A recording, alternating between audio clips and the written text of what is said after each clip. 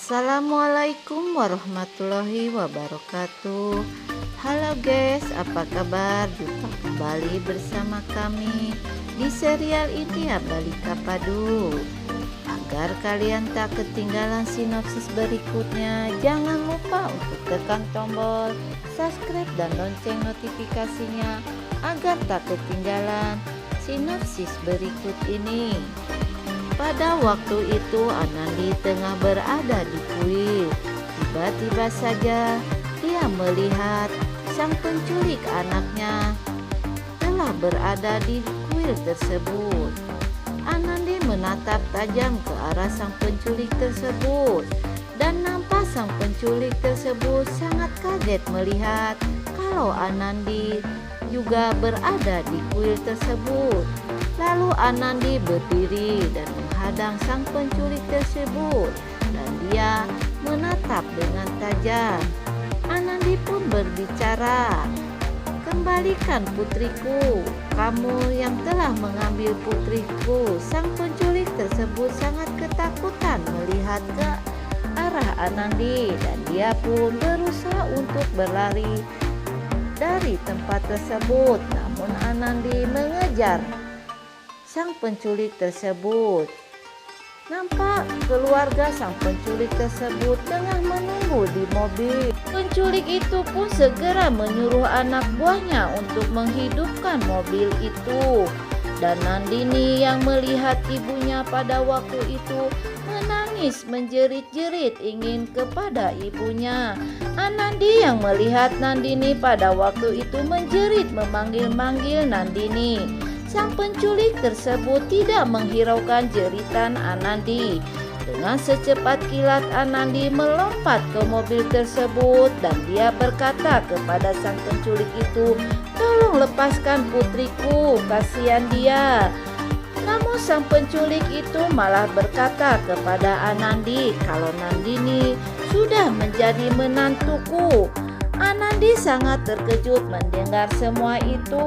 Penculik tersebut melepaskan tangan Anandi dari ban mobil itu dan dia melemparkan Anandi ke tengah jalan.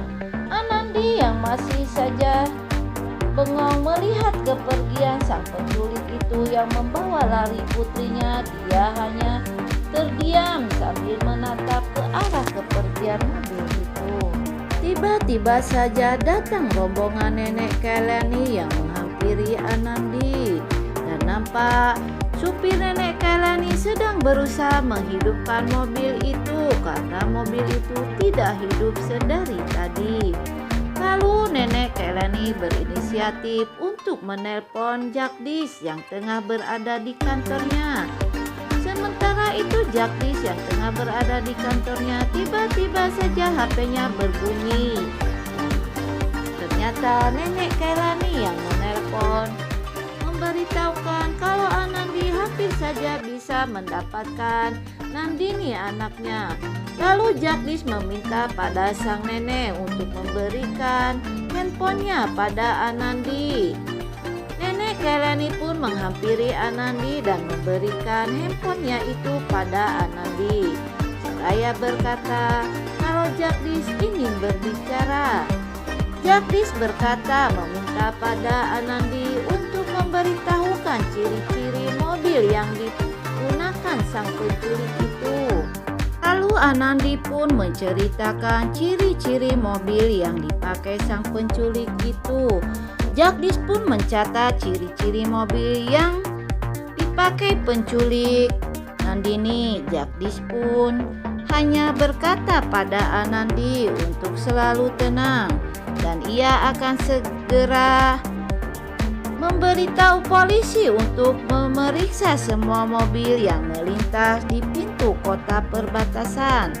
Sang nenek Kailani pun berkata pada Anandi kalau Jagdish pasti bisa menemukan Nandini bersama polisi. Sementara itu sang penculik Nandini yang saat itu masih sedang dalam perjalanan pulang bersama Nandini dan juga keluarganya. Ia pun berkata kalau Anandi tak bisa dianggap main-main karena ia telah tahu keberadaan anaknya yang telah mereka culik. Dan ia pun berkata pada istrinya untuk selalu berhati-hati kalau membawa Nandini keluar rumah di saat mereka akan memasuki perbatasan kota. Nampak terlihat antrian mobil pun kembali lagi terjadi. Sang penculik itu pun berkata pada anak buahnya, "Mengapa kamu menghentikan mobil?" Lalu sang sopir pun mengatakan kalau di depan sedang ada polisi yang memeriksa kembali mobil-mobil yang melintas. Hal itu membuat sang penculik itu merasa panik dan ia menyuruh anak buahnya untuk memundurkan mobilnya tersebut. Mobil sang penculik tersebut pun membelokkan mobilnya mencari jalan pintas yang ada di sebelahnya. Namun di saat mobil mereka hendak mundur, tiba-tiba sebuah truk menghalangi mobil tersebut yang membuat mobil sang penculik terjepit di tengah. Sang penculik itu pun meminta pada sopir truk itu untuk memundurkan mobilnya. Sang penculik itu pun menaiki kembali mobil tersebut dan mobil tersebut pun berbelok menuju jalan pintas di sisi jalan raya.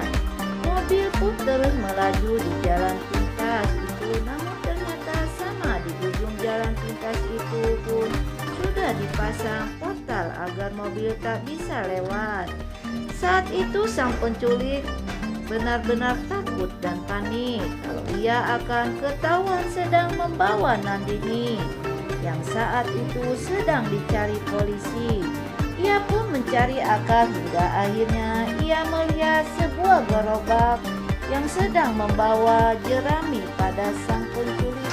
Singkat cerita, terlihat sang penculik itu telah menaiki gerobak sapi bersama anaknya.